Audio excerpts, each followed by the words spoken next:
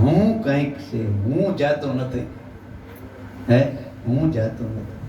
હુંકાર ઘસાઈ જાય ને તો તું ક્યાંય ખોવાઈ નથી ગયો બાપા, ક્યાંય ખોવાઈ નથી ગયો. ભગવાનને આપણે જેટલું ઢોકળું નજીકતા છે ને એટલે હગા દીકરાની નજીકતા નથી લ્યો. તમારી અર્ધાંગના ઘરવાળી નજીક ભગવાન જેટલી નથી લ્યો. જેટલો ભગવાન આપણાથી નજીક છે ને એટલી આપણી ઘરવાળી નજીક નથી.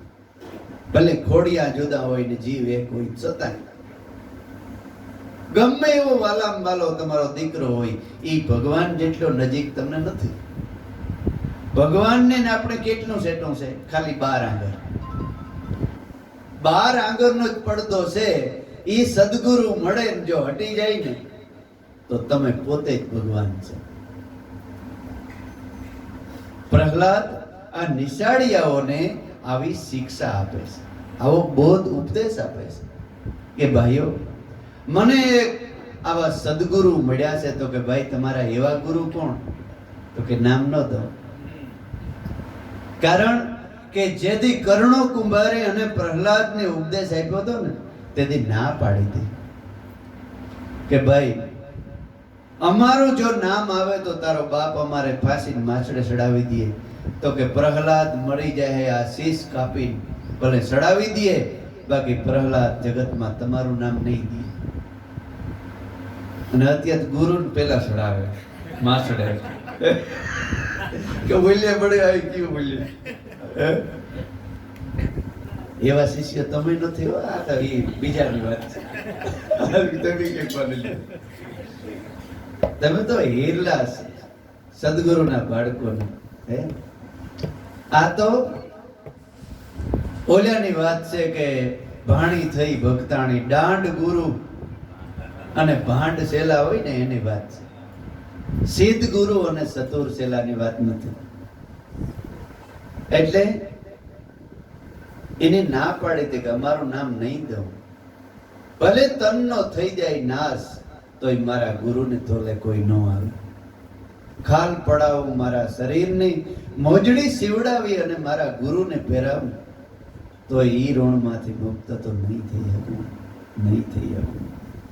એટલે ભાઈ તમને આ ઉપદેશ ત્યાં તો શિક્ષક આવ્યું, સાહેબ ભલા તમે શું કરો છો? પ્રહલાદ કે ભગવાનનું ભજન કરીએ. અરે ભાઈ તારો બાપ અમને જીવવા નહીં દે, જીવતા મારી નાખી. ઘણી ઘાતી તેલ કાઢીએ. હાલ હાલ હાલ પ્રહલાદ ને શિક્ષકો લઈ અને બાપા હિરણ્યકશિપુ પાસે આવે છે કે બાપુ માફ કરજો, આ તમારો પ્રહલાદ બધાને ભેગા કરીને ભગવાનનો ઉપદેશ વિષ્ણુનું નામ લે છે, પછી અમને ન કહેતા, અમે ભણાયું નથી. જો ઈ કહે છે એમ મારો દીકરો કહે ને તો કે તો આ લ્યો. ખોરામાં બેસાડી અને પ્રહલાદને પૂછે છે, એ બેટા શું ભણ્યો? તો કે બાપુ બીજું કઈ નહીં, જગતની અંદર ભગવાન છે, અખિલ બ્રહ્માંડનો વિષ્ણુ છે એવું મેં નજરો નજર જોયું. ઈશ્વર છે અને એનું ભજન હું નહીં મૂકું. ત્યાં તો આમ પાણાનો ઘા કરે ને એમ ઘા કર્યો. કારણ કે જગતની અંદર સ્વાર્થ સિવાય કંઈ નથી. હગો દીકરો ખારો ઝેર થઈ પડે, સ્વાર્થ ન હોય ને તો હગો બાપય ઝેર થઈ પડે. સ્વાર્થ સિવાય આ જગતમાં કાંઈ નથી. પરમાર્થ એક સંતોએ કર્યો છે કે ગમે એવો જીવ, ગમે એ જ્ઞાતિનો, ગમે એ વર્ણનો આવે શરણમાં તો એને ઉગારી લે. એટલે સંતોની કિંમત છે જગતની અંદર. આ નજરથી મારે જોઈએ જ નહીં આ બાળક, આને મારી નાખો જાઓ. પણ પ્રહલાદે સત્યાગ્રહ પેલા યુગમાં કર્યો. સત્યાગ્રહ શબ્દ પેલા યુગથી વયો આવે છે, પણ સત્યાગ્રહને કોઈ જાણતું નથી. એ સત્યાગ્રહનો શબ્દ ઉપરથી મહાત્મા ગાંધીજીએ સત્યાગ્રહ કર્યો. એને પર ધૂળ ચડી ગઈ હતી અને મહાત્મા ગાંધીજીએ ઈ શબ્દ પકડ્યો અને આપણે નજરે હજે જાજો સમય નથી થયો. કેટલો થયો? 60 વર્ષ હિંદ પસા 60 વર્ષ 1950 આપણે ભારત આઝાદ થયું અને આજે પછી ની ચાલ હાલે 75 વર્ષ થયા. મહાત્મા ગાંધી એક હથિયાર હાથમાં નહીં અને પોતળી ભર લાકડી ભર અને પોતળી ભર આખા ભારત હિન્દુસ્તાનને આઝાદ બનાવી દીધો. અંગ્રેજ જેવી સરકાર સામે તમે વિચાર તો કરો. હે અને શ્રીમંત રાજચંદ્રએ પૂછ્યું ગાંધીજીને કે બેટા તારે આ ભક્તિ કરીને શું જોઈએ છે? તો કે ગુરુદેવ એક વાર તો મારા ભારત દેશની પ્રજાને મારે આઝાદ બનાવવી છે. આ મંત્ર તમને જે મંત્ર આપ્યો છે ને એનો જપ કરી એકવાર તો મારા દેશને મારે આઝાદ બનાવવો છે. કારણ કે ગાંધીજીને અનુભવ થઈ ગયો. અટણ તો હગા ભાઈની આઝાદ નથી કરતા. ભારતને તો ઠીક કે પોતે રૂપિયા વાળો હોય ને ભાઈ ગરીબ મજૂરી કરતો હોય ને તો હામોય ન જોવે, ભલે એ પાડનો ભલે કરતો હોય. અને આ વાણિયાનો દીકરો આખા ઇન્ડિયાને આઝાદ બનાવી દીધો. એની જોયું એક જગ્યાએ મહાત્મા ગાંધી અને મળવા ગયા. મોટો તંબુની અંદર બહેનો જ હતી, નકરી બહેનો. સરદાર પટેલ ને મહાત્મા ગાંધીજી મળવા ગયા. ગાંધીજીની એક એક બેન મળવા આવે છે, એક એક બેન મળવા આવે છે. ગાંધીજીએ જોયું કે આ બધી બહેનો એક જ ફાળીયું લઈને કેમ મળવા આવે છે? એક ઓઢણાનો કટકો હતો, એ બાંધીને ઓઢીને બહેનો આવતી. તે કોઈ કીધું બાપુ તમને ખબર નહીં હોય તો કે હું અંદર જે બહેનો છે ને એ કપડા વગરની છે, વસ્ત્ર વગરની છે. અંગ ઢાંકવા વસ્ત્ર નથી બાપુ. આ એક જ ઓઢણો ઓઢવા છે. એ બીજી બેનને દીએ છે, એ વીટીને તમારી પાસે આવે છે. એ બેન તમારા દર્શન કરવા બીજી બેનને આપે છે. ઓહો, મારા દેશની દીકરીઓને બીજું કપડું ન હોય તો મારે 3 કપડાં પહેરીને કરવું હું? આપણે એમ કે ગાંધીજી બાવો બનવા હાટું પોતિયું વાર્યું હતું. એમ નતું વાર્યું. શા માટે વાર્યું હતું? જ્યાં સુધી મારા ભારત દેશની આર્ય નારીને 3 કપડાં નહીં મળે ને ત્યાં સુધી અંગ ઉપર હું ત્રીજું કપડું નહીં પહેરું. એ ટેક મહાત્મા ગાંધીએ લીધી. હે અને આપણા પાડોમાં દીકરી ના લગ્ન કરવાના પૈસા ન હોય તો આપણે પરણાવી શકતા નથી અને 10 લાખના કલાકારોને બોલાવીને ડીડીઓ પાણી કરીએ છીએ. એ તમને સંતો સિવાય બીજું બાપા કોણ સમજાવે? હે ગામમાં બેન દીકરી નથી કોઈ ગરીબ? કોઈ માતાઓ નથી ગરીબ? હે પૈસાને હરગાવી ધુવાડો કરી નાખીએ છે આપણે. હે આઝાદી ગાંધીજીએ દેવરા પણ આ પરતંત્ર પાછી ન આવે તો સારું. હે આવડા ધવાડા થાય છે. ક્યાં માણસોને તાણ છે?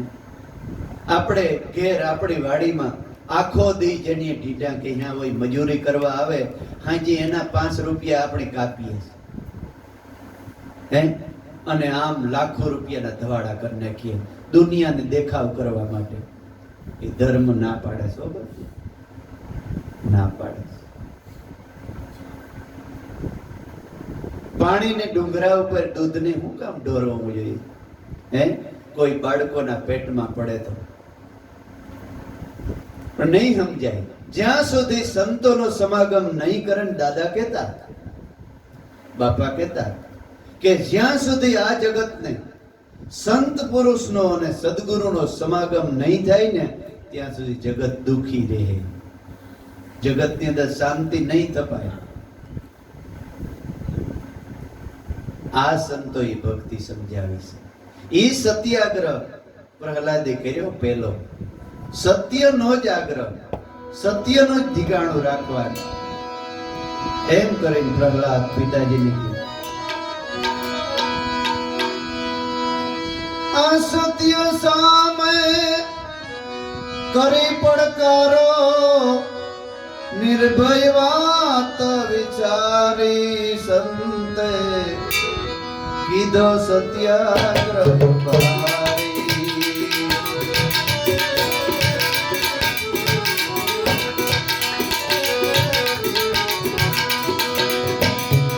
અસત્ય સામે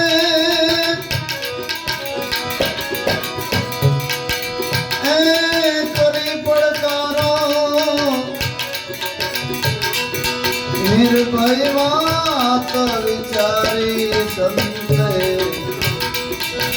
કીધો સત્યાગ્રહ ભારી.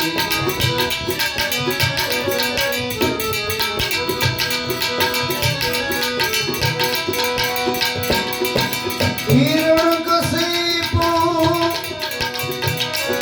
પુત્ર પ્રહલાદે ગર્ભ જ્ઞાન સંભાળી,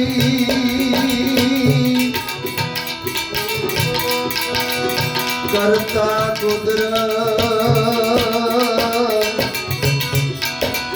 શ્રીનાથ વિષ્ણુ, કરતા કુદરત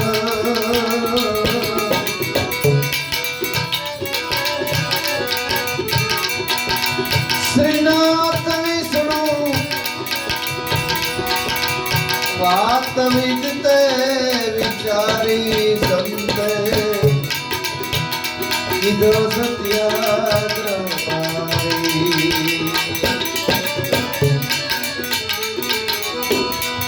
કરતા કુદરત શ્રીનાથ વિષ્ણુ, વાતને વિદતેથી સંભાળી સંતે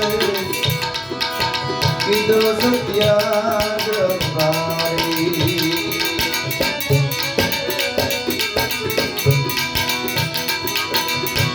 નિશાળે જાતા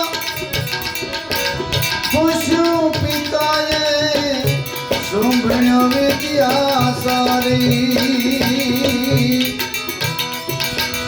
સુંભણ્યો વિદ્યા સારી.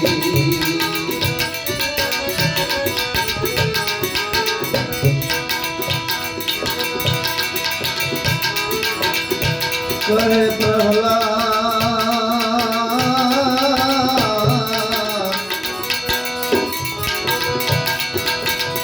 સુનો પિતાજી કહે પ્રહલાદ,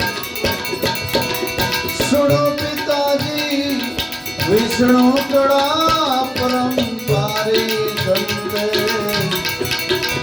કીધો સત્યાગ્રહ ભારી.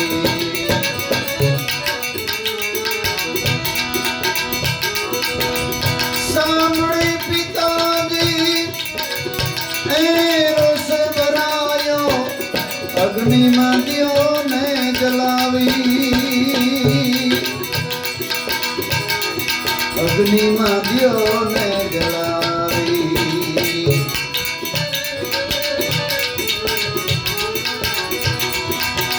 સાંભળી પિતાજી રોષ ભરાયો, અગ્નિમાં દિયોને જલાવી.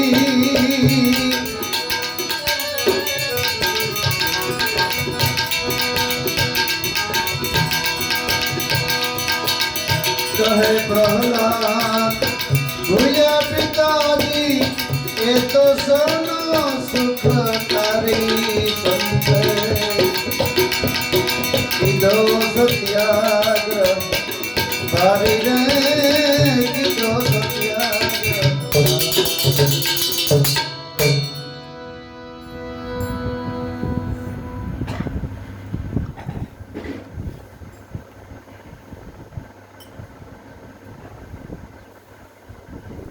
હિરણ્યકશિપુ પુત્ર પ્રહલાદે ગર્ભ જ્ઞાન સંભાળી.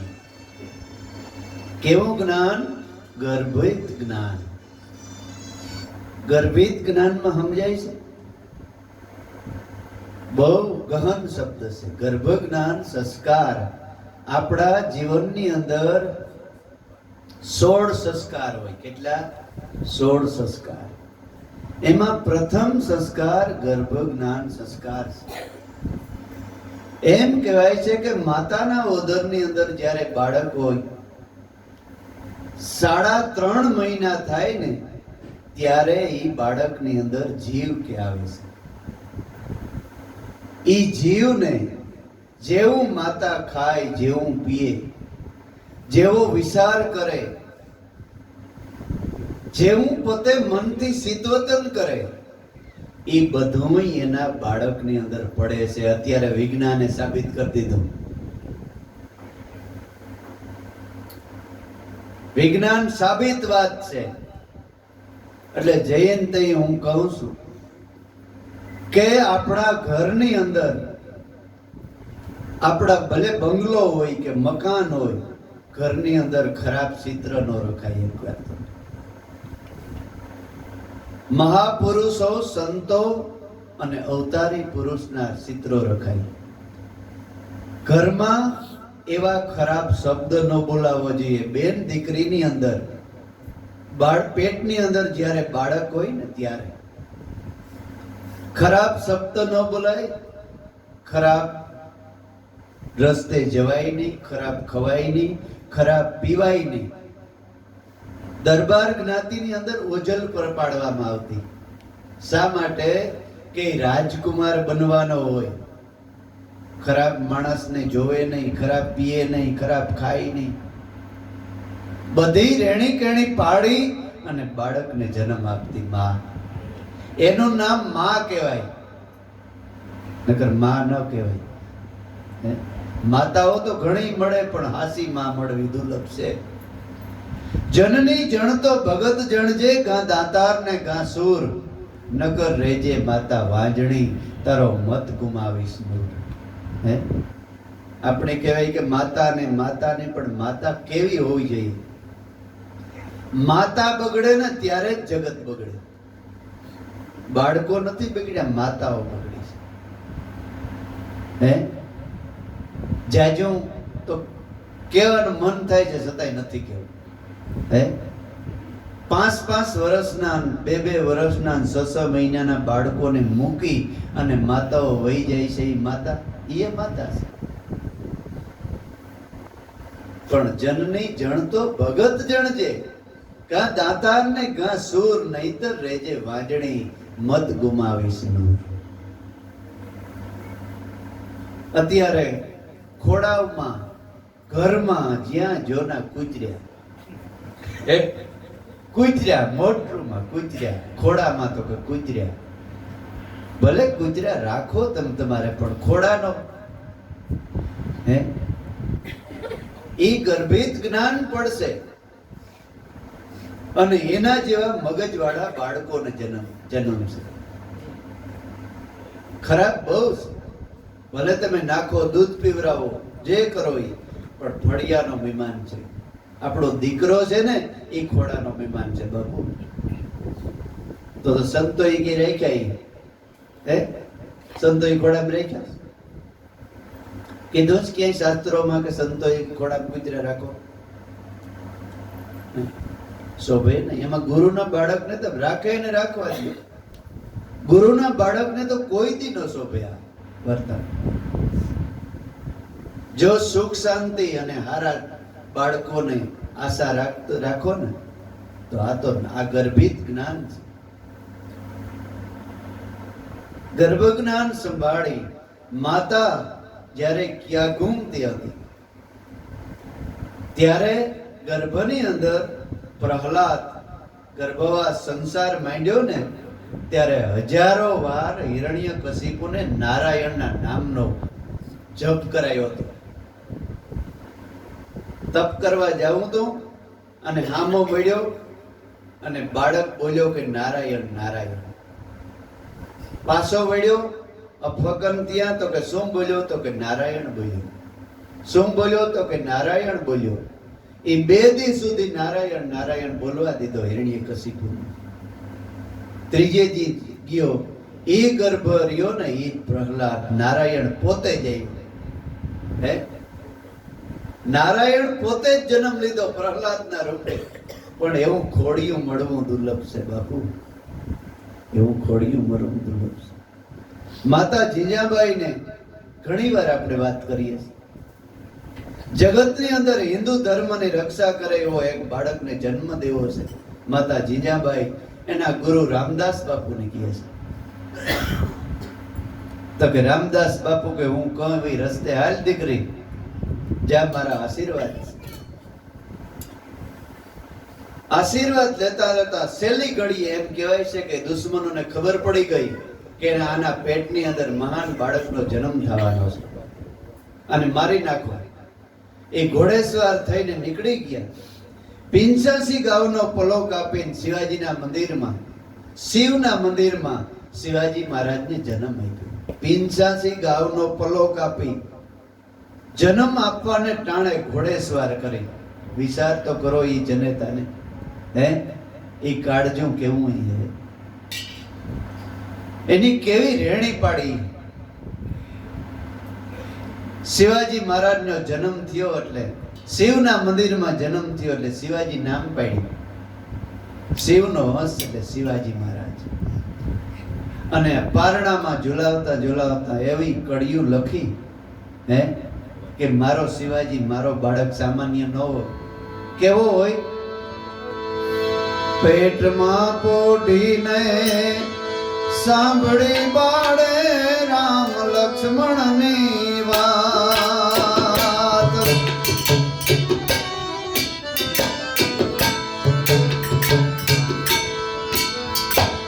એ પેટમાં પોઢી સાંભળી બાળે રામ લક્ષ્મણની વાત.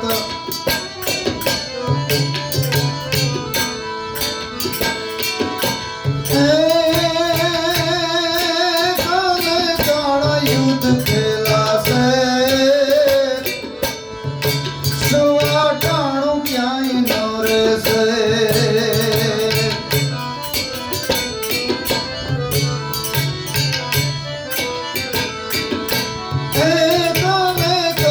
યુદ્ધ ખેલાશે સુવાટાણું ક્યાંય ન રહેશે.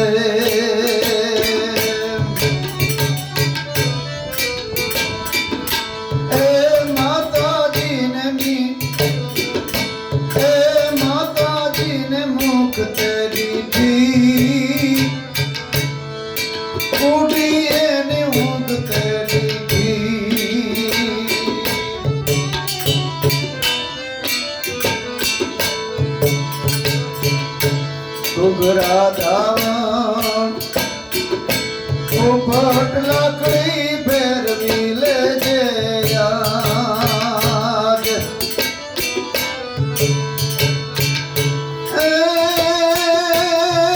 તેદી તારે હાથ રેવાની રાતી બંગોળ થવાની.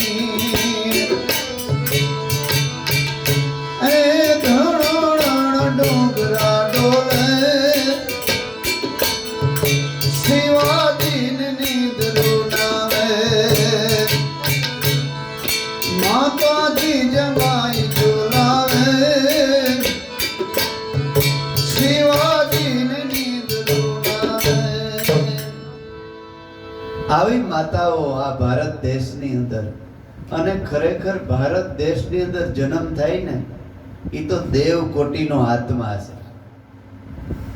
આ તો હવે ઠીક છે કે ભાઈ વિદેશનો અનુકરણ મીડિયા કરવા, વિદેશ વાળા આપણે નહીં આવે છે ગીતા અને ભાગવતનો અભ્યાસ કરવા માટે. એ પૈસાથી કંટાળ્યા છે, વૈભવથી કંટાળ્યા, અને બરસાનામાં નામ સંતોના શરણમાં આવી ગીતા ભાગવત અને રામાયણનો અભ્યાસ કરી અને શાંતિમય જીવન જીવવા માંડ્યા છે. અને આપણે એનું અનુકરણ કરવા માંડ્યા છે. પૈસા જરૂરી છે એમાં ના નહીં, પણ પૈસા ભેગી જો સમજણ સંતોનો સંગ ન હોય ને એ જ પૈસો તમારા મોતનો કારણ બને. અને બને છે એવા દાખલા તમને કયો એટલા બતાવો. એક નહીં કયો એટલા દાખલા બતાવે. એટલે સંતોનો સમાગમની જરૂર છે. સંત ન હોય સંસારમાં તો જલી જાય આ બ્રહ્માંડ. જ્ઞાન કેરી લેરથી ઠારે છે ઠામોઠા. આવી માતાઓ છે, જો કે અત્યારે ના નહીં પણ બહુ છે. સંતોના શરણમાં રહી અને કાયમને માટે આ રસ્તે હાલનારી એ જગતની અંદર અત્યારે છે, પણ એવું નથી કે નથી.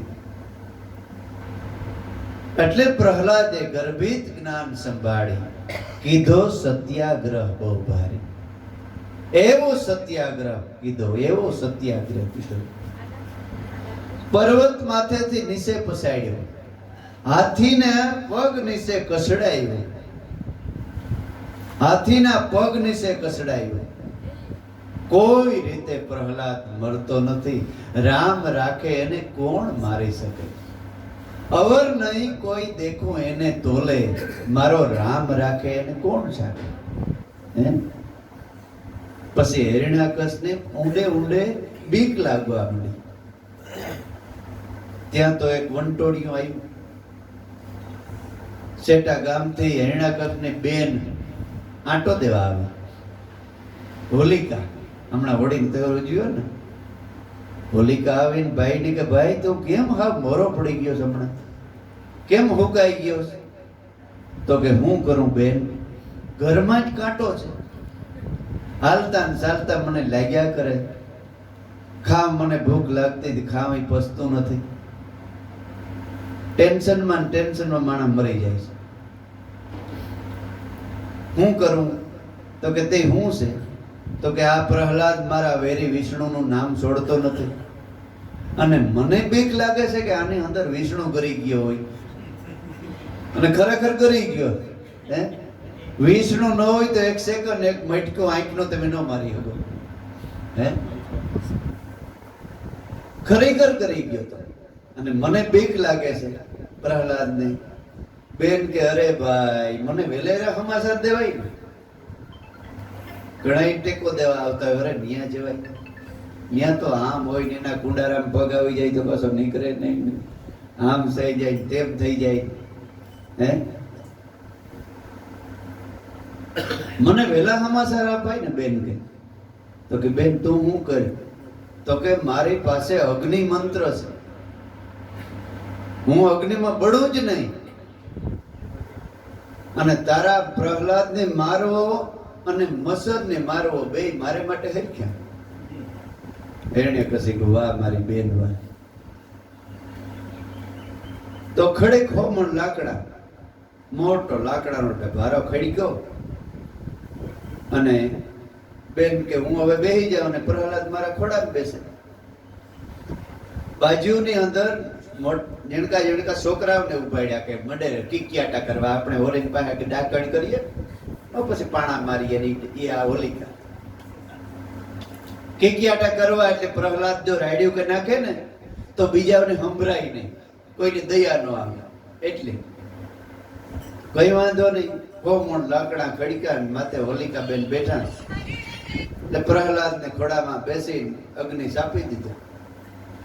ભડ ભડ ભડ કરતો અગ્નિ માંડ્યો પ્રગટ્યા. પ્રહલાદ ને ઓહાણાય નથી, વિદેહ દશા થઈ ગઈ હતી પ્રહલાદ ને, કે હું ક્યાં મરું, મારે હું પદ જાય ને આબરૂ જાય તો એની જાય.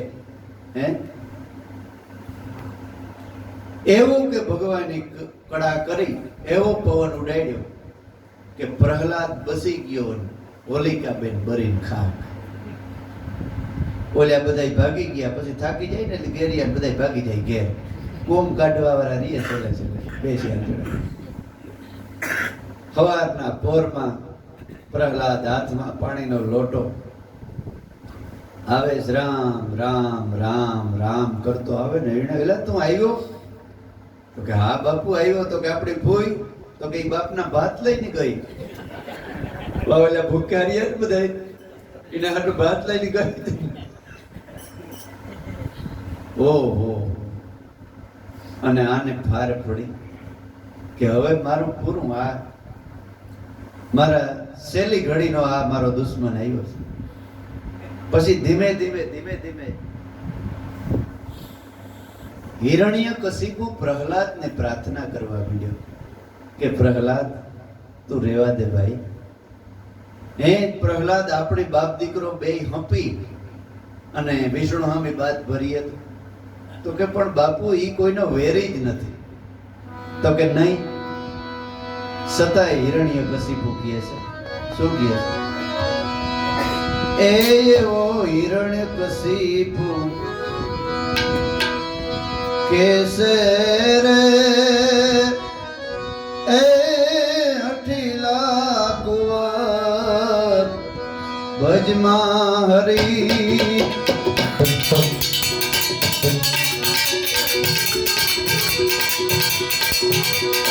એવો વારી વારી મેં કહું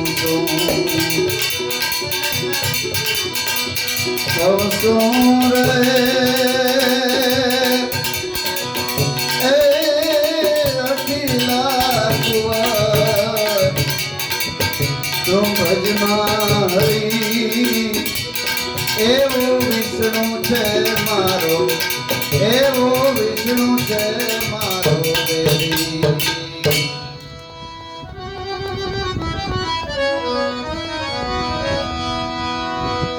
એમ પ્રહલાદ તારો ગર્ભ ન ગળ્યો,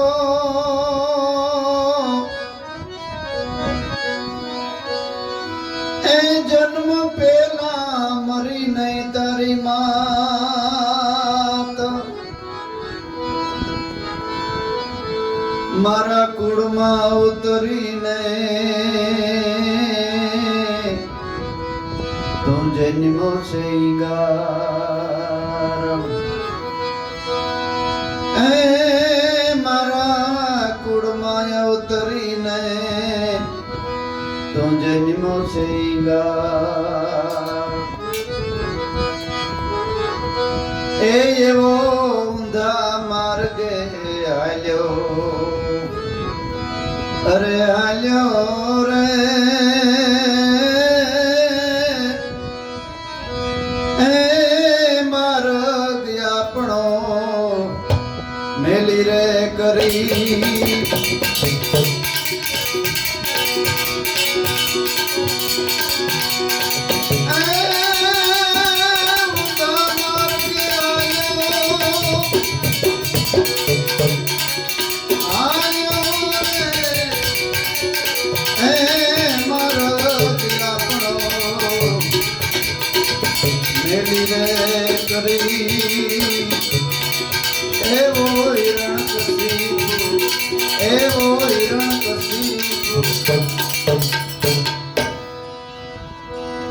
એવો ઊંધા માર્ગે આવ્યો.